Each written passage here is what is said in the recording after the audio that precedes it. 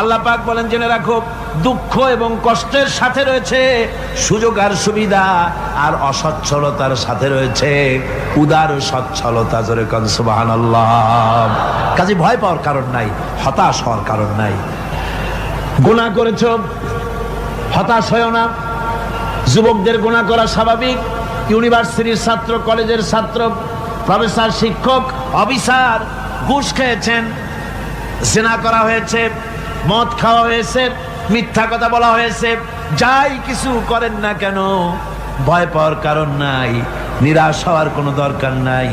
আল্লাহ পাক ডেকে বলেছেন, কুল ইয়া ইবাদিয়াল্লাযীনা আসরাফু আলা আনফুসিহিম লা তাকনাতু মির রাহমাতিল্লাহ। আমার আল্লাহ বলেন, ও নবী আপনি শুনায় দেন, হে আল্লাহর বান্দারা, তোমরা যারা নিজেদের উপরে বাড়াবাড়ি করেছো, নিজেদের উপরে জুলুম করেছো, অত্যাচার করেছো, আমি আল্লাহর রহমত থেকে নিরাশ হয়ে যেও না। মানুষ যদি অপরাধ করে, বাপের সাথে অপরাধ করেছে, মায়ের সাথে অপরাধ করেছে, মা বাবা সন্তানের চাইতে এত বড় কল্যাণকামী তো আর কেউ নাই, কিন্তু মা বাবা কোনোদিন বলে না আয় আমার ছেলে তোরে মাফ করে দেই, এরকম বলে নাকি? মন চায় ছেলে যদি মাপ চাইতো, খুশি হয়ে মাফ করে দিতাম, কিন্তু কেন যে আসে না, ডাকে না যে আয় মাফ করে দেই। মা বাপ আপনাকে এত ভালোবাসে, সেই মা বাপও আপনাকে বলে না যে আয় মাফ করে দেই।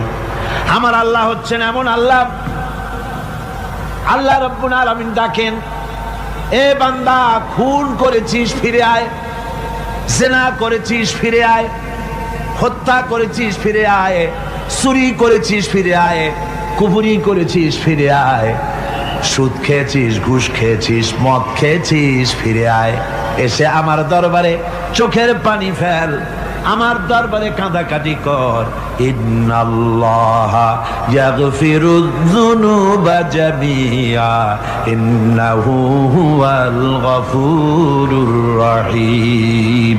আমার দরবারে চোখের পানি ফেলে কান, আমি রব্বুল আলামিন জিন্দেগীর গুনাহ মাফ করে দেব।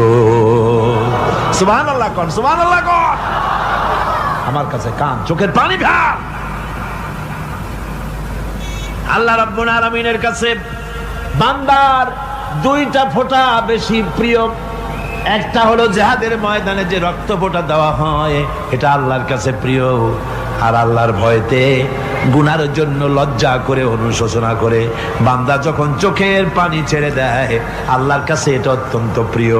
নবীজি বলেছেন, বান্দা যখন গুনার ভয়তে, আল্লাহর ভয়তে, জাহান্নামের ভয়তে অনুশোচনা করে যখন চোখ দিয়া পানি ছেড়ে দেয়, ওই চোখের পানি নাকের অর্ধেক আসতে না আসতে আল্লাহ রাব্বুল আলামিন বান্দারে মাফ করে দেয়।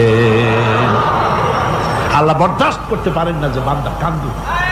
আমার ভাইরা, আল্লাহ রহমত, এই পৃথিবীতে আল্লাহর রহমতকে 100 ভাগ করা হয়েছে। আল্লাহ রহমতের কত ভাগ? এই 100 ভাগের 1 ভাগ সারা পৃথিবীতে ছড়াই দেওয়া হয়েছে। আর 99 ভাগ কার কাছে? আল্লাহর কাছে। এজন্য আল্লাহ রাব্বুল আলামিন বলেছেন, নাব্বি ইবাদি আন্নি আনাল গফুরুর রহিম। আমার নবী সুসংবাদ দিয়ে দাও, বান্দাদেরকে শোনায় দাও যে আমি আল্লাহ তাআলা ক্ষমাশীল আর দয়াবান। হুজুর কাঁদতেছিলেন, হযরত ওমর রাদিয়াল্লাহু তাআলা আনহু এসে দেখেন হুজুর একা কাঁদতেছে। হুজুর জিজ্ঞেস করছেন, হযরত ওমর জিজ্ঞেস করলেন, হুজুর আপনি কাঁদেন কেন একা একা? হযরত ওমর বলেন, আমি যখন প্রশ্ন করলাম, নবীজি বললেন, আমার কাছে কিছু আগে জিবরাইল এসেছিলেন। জিবরাইল এসে আমাকে বললেন, আল্লাহ পাক বলেছেন, হে আমার নবী, ইসলামের ভিতরে থেকে যে সমস্ত মানুষগুলো ইসলামের ভিতরে থেকে চুল আর দাড়ি পাকায় দিছে, কিয়ামতের দিন এই লোকগুলারে আমি শাস্তি দিতে আমার শরম হবে। হযরত ওমর বলেন, হুজুর উম্মতের জন্য কত বড় খোঁজ খবর এটা, আর আপনি কাঁদতেছেন। হুজুর বলেন, ওমর তুমি জানো না আমার কান্নার কারণ ভিন্ন। আমার কান্নার কারণ হলো যে আল্লাহ রাব্বুল আলামিন কিয়ামতের দিন দাড়ি চুল পাকা বান্দারে শাস্তি দিতে শরম করবেন, সেই দাড়ি চুল পাকা বান্দাগুলি আল্লাহর সাথে নাফরমানি করতে শরম করে না। আমি এই লজ্জায় কাঁদতেছি ভাইরা। হুজুর আল্লাহ পাক বলেন, আমার নবী, রাতের আধারে যখন একটা বুড়া আমার দরবারে হাত উঁচু করে, একটা বুড়া মানুষ রাতের আধারে যখন আমার দরবারে হাত উঁচু করে আর যখন বলতে থাকে রব্বুল আলামিন, আমার পেছনের জীবনটা বড় খারাপ করেছি, এমন কোন কাজ জীবনে করি নাই যা তোমার কাছে কিছু দাবি করতে পারি, সব রকমের নাফরমানি করেছি, আজ আমি বুড়া হয়ে গেছি, কামাই করতে পারি না, ছেলে আমাকে চোখে দেখতে পারে না, পুত্রবধূ আমাকে ঘরে জায়গা দেয় না, আমার স্ত্রী আমাকে দেখতে পারে না, রোজগার করতে পারি না, হাঁটতে পারি না, চলতে পারি না, সবার কাছে আমি তিতা হয়ে গেছি, আমি দাঁড়াতে পারি না, কোমরে ব্যথা পাই, হাঁটুতে ব্যথা পাই, চলতে পারি না, কানে শুনতে পাই না, চোখে দেখতে পারি না, আর তোমার কাছে কিছু চাইয়া নেব এমন ভালো কাজও করি নাই। এইভাবে যখন বান্দা কাঁদতে থাকে আমার দরবারে, ও আমার হাবিব আমার রহমতের দরিয়ায় জোশ মেরে যায়, আমার শরম হয় এই বুড়াটারে কেমনে খালি হাতে ফিরাইয়া দেই। সুবহানাল্লাহ, সুবহানাল্লাহ। আমার আল্লাহর এত দয়া, আমার আল্লাহর এত মায়া, এত মহব্বত। আমার আল্লাহ রাব্বুল আলামিন বলেন, ওয়াইযা সালাকা ইবাদি আন্নী ফাইন্নী করিব। আমার হাবিব, আমার বান্দা আমার ব্যাপারে প্রশ্ন করে, আমি বান্দার একদম নিকটে।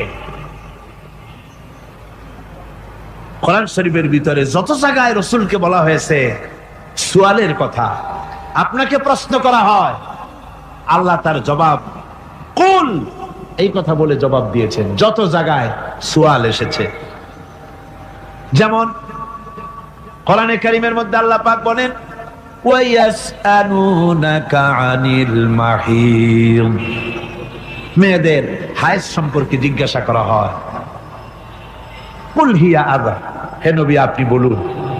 এভাবে করে কুল দিয়ে জবাব দেওয়া হচ্ছে। আবার প্রশ্ন করা হচ্ছে, ওয়ায়াসআলুনাকা আনিল আনফাল, এই গনিমতের মাল সম্পর্কে হুজুর আপনাকে, হে নবী আপনাকে প্রশ্ন করা হয়। আল্লাহ কুল দিয়া জবাব দিলেন, আল্লাহ বলেন আপনি বলেন। ওয়ায়াসআলুনাকা আনিল খামরি ওয়াল মাইসির, আল্লাহ পাক বলেন নবী আপনারে প্রশ্ন করা হয়, কুল ফীহিমা ইসমুন কাবীর, আল্লাহ কুল দিয়া বললেন তুমি বলো। আবার বলা হলো, ওয়ায়াসআলুনাকা আনিল আহিল্লা কুল হিয়া মাওয়াকিতু লিন্নাস, ও নবী আপনাকে প্রশ্ন করা হয় চাঁদের ক্রমবর্ধমান এবং ক্রমহ্রাস, এই যে বাড়ে আর কমে, পূর্ণিমা হয় অমাবস্যা হয়, কেন হয় আপনি বলুন। কুল, আপনি বলেন এটা আমি অক্ত এবং সময়, বছর আর দিন গণনা করার জন্য পৃথিবীবাসীদের জন্য বিনা পয়সায় একটা ক্যালেন্ডার বানাইয়া আকাশে ঝুলাই রেখেছি। এভাবে যত জায়গায় এসেছে আপনাকে প্রশ্ন করা হয়, তত জায়গায় আল্লাহ জবাব দিয়েছেন কুল, আপনি বলেন। গোটা কোরআন শরীফের ভিতরে এই একটি মাত্র জায়গা যেখানে বলা হয়েছে আপনাকে প্রশ্ন করা হয়, আল্লাহ এখানে বলতে পারতেন কুল আপনি বলেন, আল্লাহ তোমাদের নিকটবর্তী, এভাবে জবাব হয় নাই। এটা কায়দাটা হলো এই, আল্লাহ বলতেছেন ওয়াইজা সালাকা ইবাদি, ও আমার নবী প্রশ্ন তো আমার বান্দারা আমার ব্যাপারে করেছে, এবার আপনার জবাবের কোনো দরকার নাই, প্রশ্ন আমার ব্যাপারে, আমি নিজে জবাব দিয়ে দেই, ফাইন্নী করিব। ও বান্দা আমার ব্যাপারে প্রশ্ন করেছিস, জবাব আমি দেই, আমি তোর সবচাইতে বেশি নিকটে। সুবহানাল্লাহ, কত নিকটে? ওয়ানাহনু আকরাবু ইলাইহি মিন হাবলিল ওয়ারিদ, তোর যে রগ এই শাহরগের চাইতেও আমি তোর বেশি কাছে। সুবহানাল্লাহ, আমারে ডাক, আমারে ডাক, কলিজা দিয়া ডাক, অন্তর দিয়ে ডাক। মনের থেকে মানুষ যদি ডাকে, মুখের ডাক আর মনের ডাক এক জিনিস নয়। দিল সে জুবাত নিকলতি হ্যায় असर रखती है पर नहीं मगर ताकते परवाज रखती है। দিল থেকে যে কথা বেরোয় তা প্রভাব বিস্তার করে, ডানা নাই কিন্তু ওড়ার ক্ষমতা রাখে। মনের কথাই ভিন্ন, মন থেকে, দিল থেকে, কলিজা থেকে, অন্তরের গভীর কন্দর থেকে মুহাব্বতের সাথে কেউ যদি একবার বলে আল্লাহ, আল্লাহ রাব্বুল আলামিন বলেন অন্তরের অন্তঃস্থল থেকে একটি বার যদি বান্দা বলেন আল্লাহ, আল্লাহ বলেন 70 বার সাড়া দিয়া জিজ্ঞেস করি বান্দা কি চাও, আমি তোমার কাছে আছি। সুবহানাল্লাহ, আমি তোর একদম কাছে, কি চাস বল, বল আমার কাছে। এমন দয়াবান, এমন মেহেরবান, এমন আল্লাহ আমাদের। সে আল্লাহ রাব্বুল আলামিন তিনি বলছেন وقال ربكم ادعوني استجب لكم, তোমাদের রব বলেছেন আমারে ডাকো, আমি আল্লাহ ডাকের সাড়া দিয়া দেব। সুবহানাল্লাহ। কারে ডাকতে হবে? কারে ডাকতে হবে? এই বিশাল জনসমুদ্র একটুকে চিল্লা কোন কারে ডাকতে হবে? কোন পীর সাহেবকে নয়, আল্লাহর কসম কোন খাজা বাবাকে নয়, ডাকতে হবে কারে? চিল্লায় কোন কারে?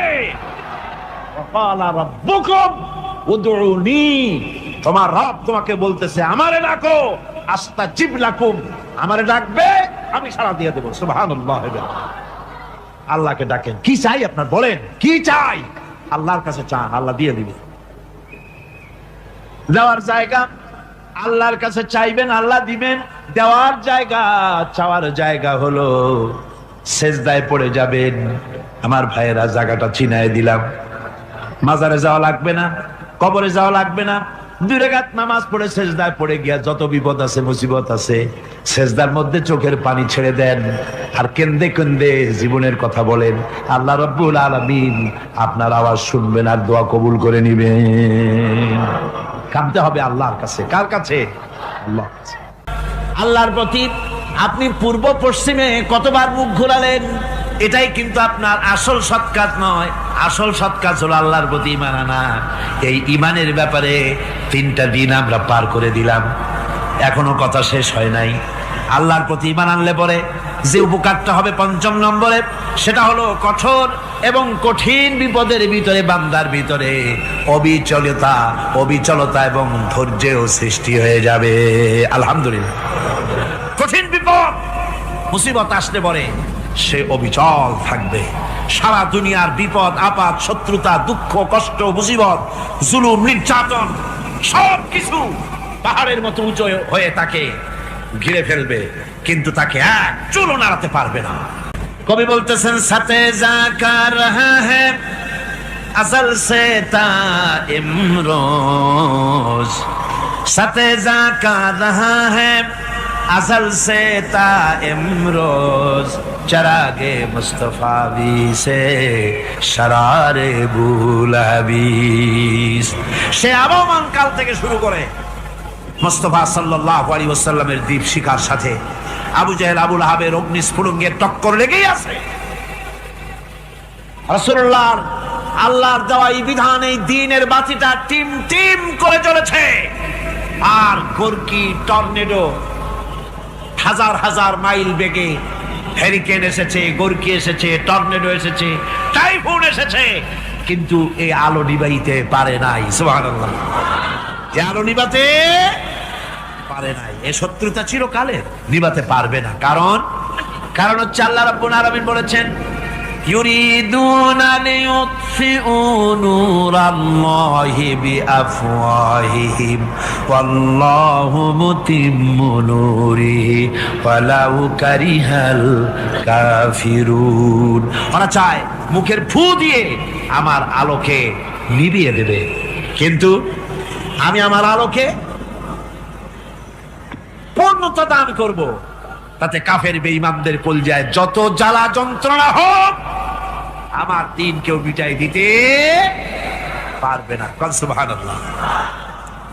সুতরাং বিপদে অবিচলতা আসবে, সে অটল হবে, মজবুত হবে। কোরআনে কারীম বলতেছে ওয়া কাযালিকা জাআলনা লিকুল্লি নাবিয়্যিন আদুওয়াম মিনাল মুজরিমিন। এই পৃথিবীতে এমনি করে আমি সকল নবীদের শত্রু বানিয়েছি, সব পাপিষ্ঠ অপরাধীদেরকে। নবীদের সাথে বিরোধিতা করেছে কারা? পাপিষ্ঠরা, অপরাধীরা। মানুষ অত্যাচারিত হয়েছে, সাহাবায়ে কেরাম অত্যাচারিত হয়েছেন। বুখারী শরীফের হাদিসে এসেছে রাসূল করিম সাল্লাল্লাহু আলাইহি ওয়াসাল্লামের কাছে হযরতে খাব্বাব গিয়ে উপস্থিত হয়েছিলেন। হযরতে খাব্বাব বলেন, হাদিসটা এভাবে লেখা হয়েছে বুখারীতে, ওয়ান খাব্বাব বিন আরিদ রাদিয়াল্লাহু তাআলা আনহু قال شكونا إلى رسول الله صلى الله عليه وسلم وهو متوسد بردة له في ظل الكعبة। রাসূলুল্লাহর কাছে গেলাম, কাবা শরীফের কাছে গিয়া দেখি নবীজি একটা চাদর গায়ে দিয়ে তিনি আরাম ফরমাচ্ছিলেন কাবা শরীফের ছায়ায়। সেখানে গিয়ে বললাম, আলা তাস্তানসিরু লানা আলা তাদউ লানা ইয়া রাসূলুল্লাহ, হে আল্লাহর রাসূল, আপনি কি আমাদের জন্য আল্লাহর কাছে দোয়া চাইবেন না? আপনি কি আল্লাহর কাছে আমাদের জন্য সাহায্য চাইবেন না? আমাদের লোকগুলিকে, মুসলমানগুলিকে মারতে মারতে তো শেষ করে ফেলে দিল। তারা আমাদের সুমাইয়াকে মারলো, আমাদের খাব্বাবকে উটের সাথে পায়ের দড়ি লাগায় টানলো, আমাদের খোবায়েবকে তারা আগুনের উপরে চিৎ করে শোয়ায় রাখলো, না খায় রাখতেছে, মারতেছে, কষ্টে তো শেষ হয়ে গেলাম। হুজুর, আপনি কি আমাদের জন্য দোয়া করবেন না? হাদিস শরীফে এসেছে নবীজি উঠে বসলেন সোজা হয়ে। নবীজি বলেন, ও আমার সাহাবী, ও খাব্বাব, শোনো, তোমাদের আগে এই পৃথিবীতে যারা দ্বীনের দাওয়াত দিতে এসেছিলেন তাদেরকে সমকালীন রাষ্ট্রশক্তি, সমাজ শক্তি তাদেরকে ধরতো। ফায়ুখাজুর রাজুলো, তাদেরকে তারা ধরতো। ফায়ুহফারু লাহু ফিল আরদ, আর তার জন্য জমিনের ভিতরে কবর বানাইতো। ওই কবর ফায়ুজালু ফিহা, ওই কবরের ভিতরে তাকে কোমর পর্যন্ত গেড়ে দিত। সুম্মা ইউতা বিল মানশার, এরপরে করাত আনতো। ফায়ুদাউ আলা রাসিহি, এরপরে ওই করাত তার মাথার উপরে রাখতো। ফায়ুজালু নিসফাইন, এরপরে করাত দিয়া চিরে জীবিত মানুষটারে দ্বিখণ্ডিত করে ফেলে দিত। মা ইয়াসুদ্দুহু যালিকা আন দীনিহি। ও আমার খাব্বাব, এত কষ্ট দেওয়ার পরেও সেই যুগের কোন মুসলমানকে, দ্বীনের দায়ীদেরকে আল্লাহর দ্বীন থেকে এক চুলো তারা সরাই দিতে পারে নাই, এক চুলো সরাতে পারে নাই। ওয়াল্লাহি, ও খাব্বাব, আমি আমার আল্লাহর নামে কসম করে বলছি, লা ইউতাম্মান্নাল্লাহু হাযাল আমরা হাত্তা ইয়াসিরা আর-রাকিবু মিন সানা ইলা হাযরামাউত। আমি কসম করে বলি, আল্লাহ রাব্বুল আলামিনের এই সানা থেকে হাজারামাউত পর্যন্ত লোকেরা যাতায়াত করবে, সুন্দরী রমণীরা গমন করবে, সদাগরেরা যাতায়াত করবে, টাকা নিয়া পয়সা নিয়া যাতায়াত করবে। তাদের মনের মধ্যে লুটের ভয়, টাকার ভয়, চুরির ভয়, ডাকাতির ভয়, জেনার ভয়, হত্যার ভয়, ধর্ষণের ভয়, কোনো ভয় থাকবে না। লা ইয়াখাফু ইল্লাল্লাহ, আল্লাহ ছাড়া কোনো ভয় থাকবে না। এমন একটা সমাজ, এমন একটা সময় আসবে। ওয়ালাকিন্নাকুম তাস্তাজিলুন, অথচ খুব তাড়াহুড়ো তোমরা করতেছো। তাড়াহুড়ো করো না, সময় আসবে ইনশাআল্লাহ। আমার ভাইয়েরা, আমার বন্ধুগণ, কঠিন বিপদে অবিচলতা এবং ধৈর্যের দৃষ্টান্ত রেখে গেছেন আম্বিয়া আলাইহিমুস সালাম। সুবহানাল্লাহ। কঠিন বিপদে অবিচলতা, দৃঢ়তা, ধৈর্য কারে বলে, তার দৃষ্টান্ত কারা রেখেছেন? আম্বিয়া আলাইহিমুস সালাম। ওনারাই আমাদের আদর্শ, নবীরাই আদর্শ। সাহাবায়ে কেরাম রিদওয়ানুল্লাহ তাআলা আলাইহিম আজমাইন আমাদের আদর্শ। ভাইরা আমার, মুসা আলাইহিস সালামকে ফেরাউন যখন ঘিরে ফেলে দিল, কোরআনের সব কথা গল্প গুজবার ইতিহাসের জন্য লেখা হয় নাই। কোরআনের মধ্যে যা লেখা হয়েছে সব বান্দাদের উপদেশের জন্য, যাতে করে লোকেরা চিরটা কাল এর থেকে উপদেশ নেওয়া নিজেদের তৈরি করতে পারে। জোরে বলেন সুবহানাল্লাহ। মুসা আলাইহিস সালামের কথা আল্লাহ বলেন, ফেরাউন তাকে ঘিরে ফেলে দিল, পালাবার রাস্তা নাই। ফালাম্মা ترى الجمعان قال أصحاب موسى إنا لمدركون। মুসা আলাইহিস সালামের উম্মতেরা বললেন, হে মুসা, পাকড়াও হয়ে গেছি, পালাবার রাস্তা নাই। তিন দিক থেকে আমাদেরকে ঘেরাও করেছে ফেরাউনের শক্তি।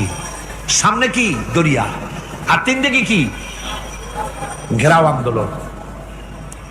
পালাবার পথ নাই, পালাবার পথ নাই, সারাশি আক্রমণ, ঘেরাও আন্দোলন। মুসা আলাইহিস সালামকে ঘেরাও করে ফেলেছে, পালাবার উপায় নাই। একদিকে দরিয়া, তিন দিকে ফেরাউনের শক্তি। এই যে ঘেরাও টেরাও মানে নতুন তো না, ধর্মঘট নতুন না, এ পুরানা জিনিস। এই পৃথিবীতে সর্বপ্রথম ধর্মঘট কিসের উপরে হয়েছে জানেন? এই পৃথিবীর প্রথম ধর্মঘট হয়েছে পেঁয়াজ, রসুন আর ডাইলের উপরে। মুসা আলাইহিস সালামের জামানায় লান নাসবিরা আলা তাআমিন ওয়াহিদ, আমরা এক রকমের খাদ্য আর খাবো না, আমাদের পেঁয়াজ দেওয়া লাগবে, ডাল দেওয়া লাগবে, রসুন দেওয়া লাগবে। সর্বপ্রথম ধর্মঘট হয় মুসা আলাইহিস সালামের জামানায়, সেখান থেকে শুরু হয়েছে। তিন দিক থেকে ঘেরাও হয়ে গেছে, পালাবার কোনো রাস্তা নেই। হযরতে মুসা আলাইহিস সালামের কাছে উম্মতেরা বললেন, পালাবার তো কোনো পথ নাই, এখন উপায়টা কি? আমাদের তো আর উপায় নাই। মুসা আলাইহিস সালাম দেখেন বিপদে পড়ে গেছেন, কিন্তু ধৈর্য হারান নাই, ভয় পান নাই। ভয় পাইছিলেন? ভয় পেয়েছেন? প্রশ্নই ওঠে না। মুসা আলাইহিস সালাম আল্লাহ পাক যাদেরকে বলেছেন উলুল আযম রাসূল, যাদের বলেছেন তার মধ্যে হযরত মুসা একজন উলুল আযম পয়গম্বর। চারটিখানি কথা না, আল্লাহ কথা বলছেন তার সাথে, কালিমুল্লাহ তিনি। সুবহানাল্লাহ। কর মুসা আলাইহিস সালাম শোনালেন, কাল্লা ইন্না মাইয়া রাব্বি সায়াহদিন। কখনো নয়, আমার উম্মতেরা ভয় পেও না, আমার রব অবশ্যই আমাকে পথ দেখাবে। সুবহানাল্লাহ। তিন দিক থেকে শত্রু, একদিকে দরিয়া, পালাবার কোন রাস্তা নাই। সেখানে দৃঢ়তার সাথে তিনি বলছেন, অবশ্যই আমার আল্লাহ আমারে পথ দেখাবে। সুবহানাল্লাহ। নবীরা এই দৃঢ়তা দেখিয়েছেন, অবিচলতা দেখাইছেন। আল্লাহ পাক মুসা আলাইহিস সালাম যখন এই দৃঢ়তা দেখালেন, এই অবিচলতা দেখালেন, সঙ্গে সঙ্গে জিবরাইল এসে হাজির হয়ে গেলেন। আল্লাহ পাক বলেন, ফাআওহাইনা ইলা মুসা আন আদরিব বিআসাকাল বাহরা ফানফালাকা ফাকানা কুল্লু ফিরকিন কাত্তাউদিল আযীম। মুসা আলাইহিস সালামকে আমি ওহী নাযিল করলাম, তাকে বললাম হাতে যে লাঠি আছে, এই লাঠি দিয়ে আঘাত করো দরিয়ার উপরে। দরিয়ার উপরে আঘাত করলেন, একটা রাস্তা হয় নাই, 12টা রাস্তা তৈরি হয়ে গেল। আর দেওয়ালগুলা পাহাড়ের মতো উঁচা হয়ে গেল। দরিয়ার ভিতরে পাহাড়ের মতো উঁচা, মজবুত 12টা রাস্তা। এবার মুসা আলাইহিস সালাম তার দলবল নিয়ে চললেন।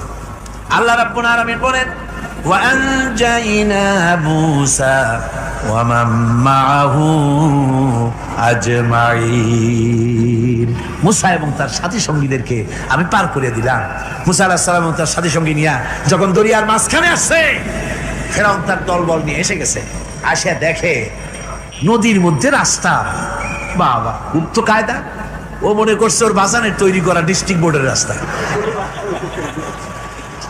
ওর লোকজন নিয়ে নেমে গেছে দরিয়ার ভিতরে। ও আসছে মাঝখানে, মুসা আলাইহিস সালাম চলে গেছে ওপার, দরিয়া পার।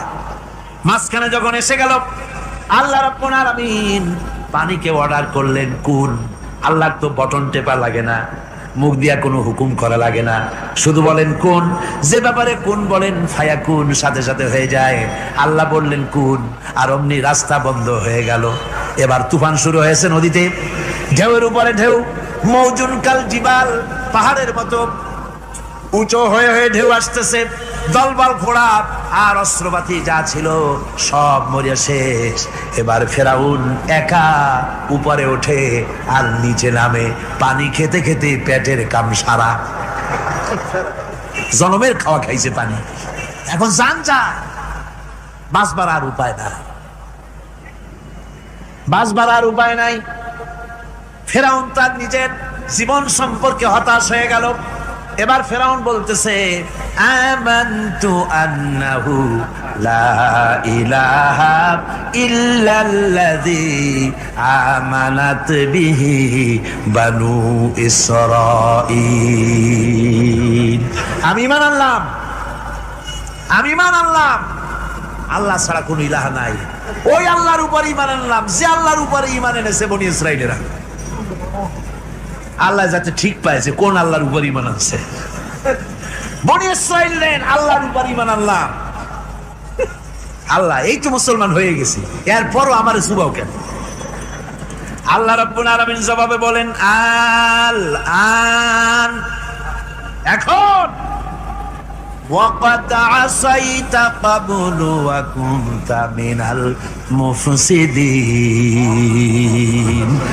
এখন ঈমান আনার কথা বলছো, অথচ যুগের পর যুগ, বছরের পর বছর ধরে আমার মানুষের উপরে মন গড়া আইন চালায়েছ, আমার পয়গম্বরের সাথে বেয়াদবি করেছ।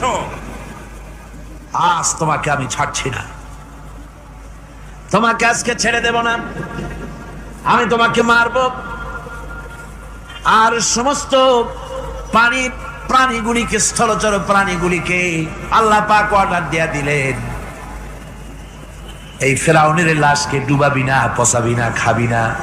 আল ইয়াউমা নুনাজ্জিকা বিবাদানিক, আমি তোমার শরীরে বাঁচায় দেব। পোকে খাবে না, পানিতে পচবে না, মাছে খাবে না, কুমিরে খাবে না, দুনিয়ার কোনো পশুতে খাবে না। আমি তোরে শুটকি বানাইয়া রাখবো, যাতে করে দুনিয়ার সমস্ত ফেরাউন যত যুগে যুগে আসে তোরে দেখে যেন হেদায়েত নিতে পারে। ফেরাউনকে আল্লাহ শুটকি বানায় রাখছে। আমি ফেরাউনদের লাশ দেখেছি ব্রিটিশ মিউজিয়ামে। ফেরাউন তো একটা না, অনেকগুলা। আসলটারে অবশ্য দেখিনি। ব্রিটিশ মিউজিয়ামে ওই ফেরাউনগুলার লাশ যখন অসুবিধা হয়, মমিগুলি, তখন ইংল্যান্ডে নিয়ে যায় চিকিৎসা করাবার জন্য। চোখ টোক আছে গর্তের ভিতরে, তারপরে চামড়া টামড়া হাড়ের সাথে মিশানো, ওইভাবে চেহারা দেখলে মনে হয় যে সত্যি ফেরাউনিগুলা। আর ব্রিটিশের কাম মিশর থেকে নামছে এমন কোন জিনিস নাই। তারা ময়ূর সিংহাসনের, শাহজাহানের ময়ূর সিংহাসনের ময়ূরের বাম চোখে কোহিনূর মণি লাগাইছিলেন। শাহজাহান ময়ূরের ডান চোখে কোহিনূর মণি লাগায় নাই। কোহিনূর মণির অনেক দাম, আমি দেখে এসেছি মণি। এখন সেটা কুইন এলিজাবেথের মুকুটের শোভা পাচ্ছে। সেই মণি এমনি বলে প্রবাদে 7 রাজার ধন 1 মাণিক্য, বলেন এরকম অনেক দাম। শাহজাহান দেখালেন আমি মুসলমান, আমার কাছে এটার দাম নাই, এই জন্য ময়ূরের ডান চোখে লাগালাম না, বাম চোখে লাগাই দিলাম। এইটারে চুরি করছে। টিপু সুলতানের তরবারিটা পর্যন্ত চুরি করেছে। আজ পর্যন্ত ব্রিটিশ মিউজিয়ামে টিপু সুলতানের তরবারিটা আছে, আমি তরবারিটা দেখে এসেছি। আমার বন্ধুগণ, বলতেছিলাম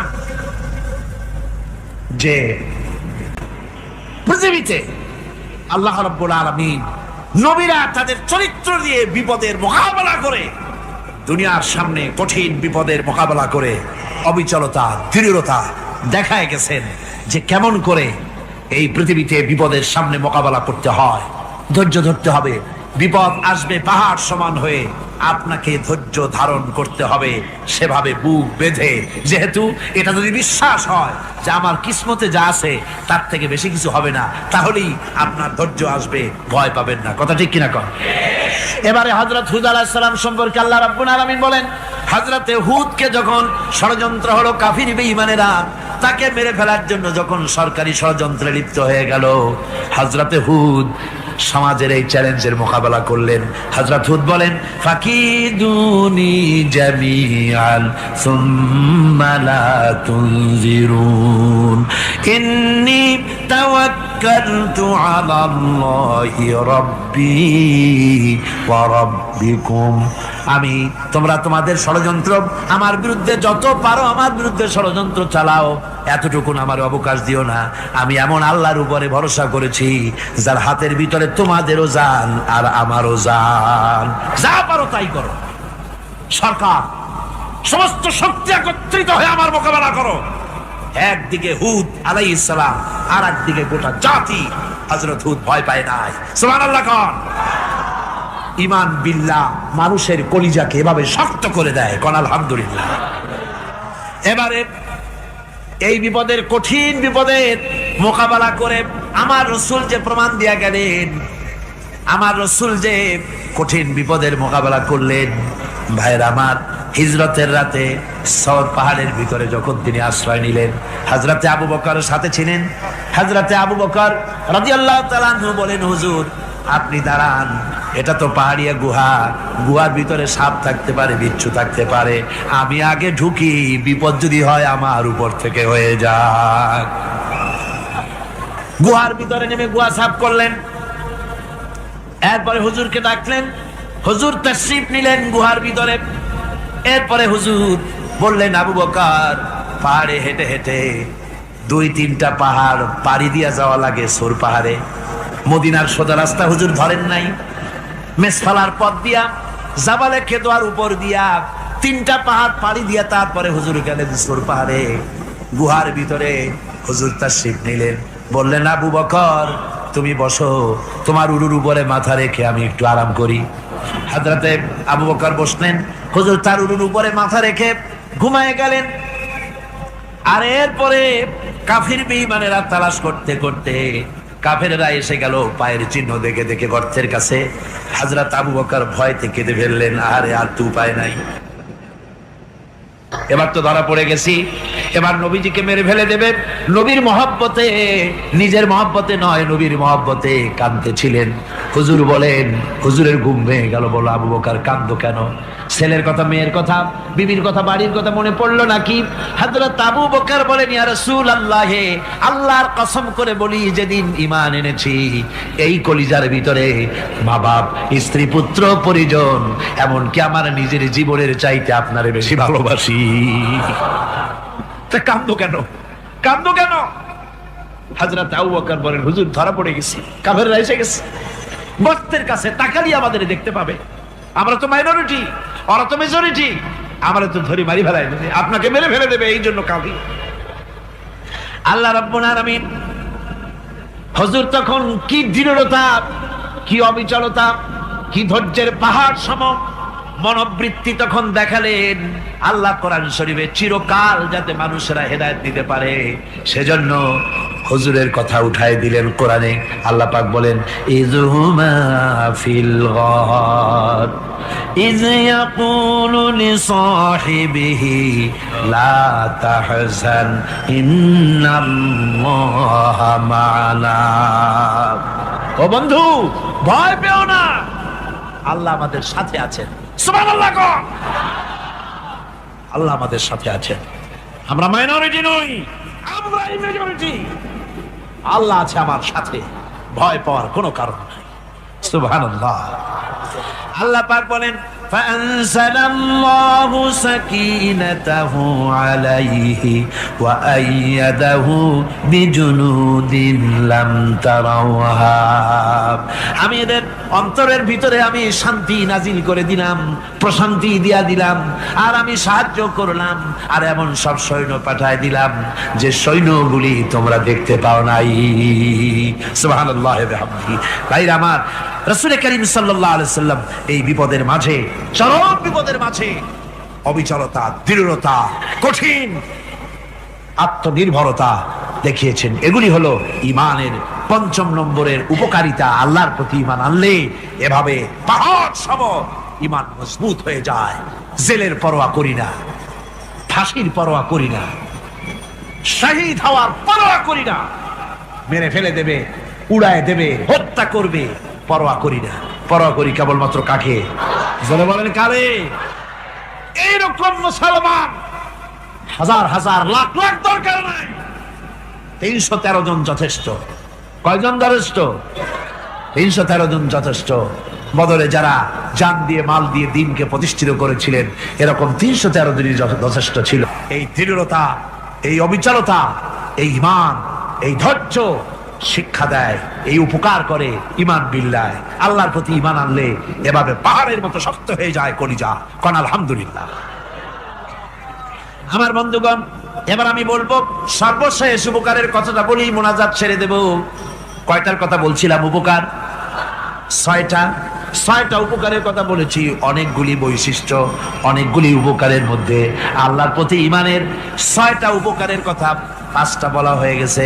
এবার 6ষ্ঠ নম্বর এবং শেষ নম্বর, এটা হচ্ছে আল্লাহর প্রতি ঈমান আনলে পরে তার দ্বারা সবচাইতে বেশি ফায়দা পায় সমাজ এবং রাষ্ট্র। কল আলহামদুলিল্লাহ, কল আলহামদুলিল্লাহ। আল্লাহর প্রতি ঈমানের দ্বারা নৈতিক সংশোধন হয় এবং রাষ্ট্র আর সমাজ সবচাইতে বেশি উপকৃত হয়। কারণ হলো ঈমানদার ব্যক্তি আল্লাহর প্রতি যে ঈমান এনেছে তার মনের মধ্যে ধারণা এটা হয়, আমার কোনো কাজ তো গোপন থাকে না। ইন্নাল্লাহা লা ইয়াখফা আলাইহি শাইউন ফিল আরদি ওয়ালা ফিস সামা। আল্লাহর কাছে গোপন বলতে কিছু নাই, আকাশেও নাই, জমিনেও নাই, কোনো কিছু গোপন নাই। সুতরাং আমি যা করি সব আল্লাহ দেখেন এবং শোনেন। এমনকি মানুষ যে কল্পনা করে সে কল্পনাও আল্লাহ টের পায় না, নাকি টের পায় কিনা? وَإِن تُبْدُوا مِنْ أَنفُسِكُمْ أَوْ تُخْفُوهُ يُحَاسِبْكُم بِهِ اللَّهُ। মনের ভিতরে যে কল্পনা করো, আল্লাহ পাক বলেন এই কল্পনারও হিসাব আমি রব্বুল আলামিন তোমার কাছ থেকে নেব। ফায়ুআযযিবু মান ইয়াশাউ, যারে খুশি শাস্তি দেব আর যারে খুশি আমি maaf করে দেব। জোরে বলেন সুবহানাল্লাহ। ফায়াগফিরু লিমান ইয়াশা ওয়া ইউআযযিবু মান ইয়াশা, যারে খুশি maaf করব, যারে খুশি শাস্তি দেব, কল্পনারও হিসাব নেব। এই কথা মুমিনের যদি জানা থাকে তাহলে আর তার কোনো চিন্তা থাকে না, তার নৈতিক চরিত্র ভালো হয়ে যায়। কোন সুবহানাল্লাহ। আমার বন্ধুগণ, ঈমানদার লোক আল্লাহর প্রতি ঈমান আসলে পরে সমাজ উপকৃত হয়, রাষ্ট্র উপকৃত হয়ে যায়। যেহেতু বান্দা জানে আমি দায়িত্বহীন কোনো কথা বলতে পারবো না, দায়িত্বহীন কোনো কাজ করতে পারবো না। আল্লাহ পাক বলেছেন মা ইয়ালফিযু মিন কাউলিন ইল্লা লাদাইহি রাকীবুন আতীদ। বান্দা এমন কোনো কথা বলে না যে কথা আমার ফেরেশতারা রেকর্ড করে না রাখে। কাজী মুমিন ব্যক্তি আল্লাহর ভয়তে দায়িত্বহীন কথা বলবে না। নির্বাচন আসতে পরে রাস্তা সোনা দিয়ে বান্ধায় দেব, এই করব সেই করব, না খাইয়া কেউ মরবেন না। আসে না নির্বাচনের সময় সেরাগালি বদনারা মঞ্চে দাঁড়িয়ে কত বড় বক্তৃতা করে, ভাইয়ের আমার, বোনের আমার, এবার আমার বোতল মার্কা বাক্স,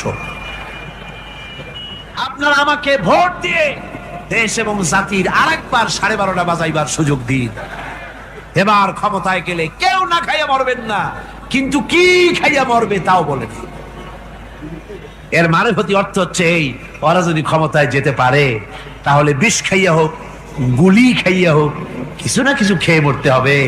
একেবারে খালি পেটে মরলে গ্যাস্ট্রিক হওয়ার সম্ভাবনা আছে। ঈমান বিল্লাহ যদি না থাকে, আল্লাহর ভয় যদি না থাকে, তাহলে দায়িত্বহীন কথা বলে। আর আল্লাহর ভয় যদি থাকে তাহলে নৈতিকতার সংশোধন হয়ে যায়, দায়িত্বপূর্ণ কথা বলে, মানুষকে ফাঁকি দেয় না। আমার বন্ধুগণ, আল্লাহ রাব্বুল আলামিন তার বান্দা যারা আল্লাহকে ভয় করে, সে ভয় করা বান্দাগুলির মনের মধ্যেই চিন্তা এসে যায়, আমি যেখানে থাকি না কেন আল্লাহ আমাকে দেখতেছেন, শুনতেছেন। হযরত ওমর রাদিয়াল্লাহু তাআলা আনহু রাতের আধারে শেষ রাত্রে ঘুরতেছিলেন, দেখেন এক বাড়িতে কথা হচ্ছে, কথাবার্তার আওয়াজ পাওয়া যায়। মনে করলেন কোনো অসুখ বিসুখ নাকি।